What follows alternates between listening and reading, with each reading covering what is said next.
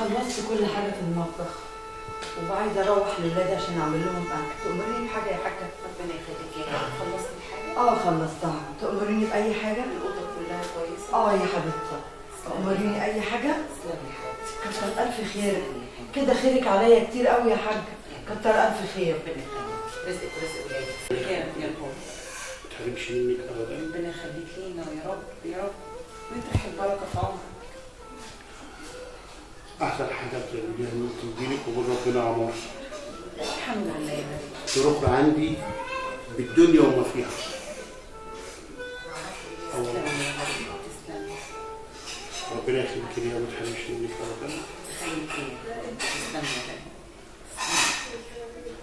بس لو الناس تعيش كلها في حب كده والناس تحب بعضها ولا نبقى حاجه تانيه غير العالم الوحش.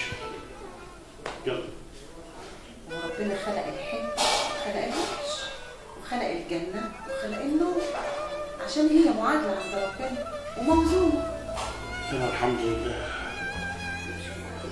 ضيع عينيا حياتي. تسلمي يا رب. انت روحي وعمري وقلبي وحياتي كلها كده. الله الله الله الله، ايه الكلام الجميل ده؟ ايه الرومانسيه دي؟ عارف عشان خاطر الكلمتين دول بكره تتسلي معايا على مصر على البندر، نروح الساحه نتنقي احسن 5 روايش طعام. لا يا غريب. لا ليه؟ روايش تاني يا اخويا، ما انا عندي كتير وياما. زيادة الخير خيرين. لا خلي الفلوس لحاجة تانية. ما هو في حاجة عندي أهم منك. تسلم يا غريب.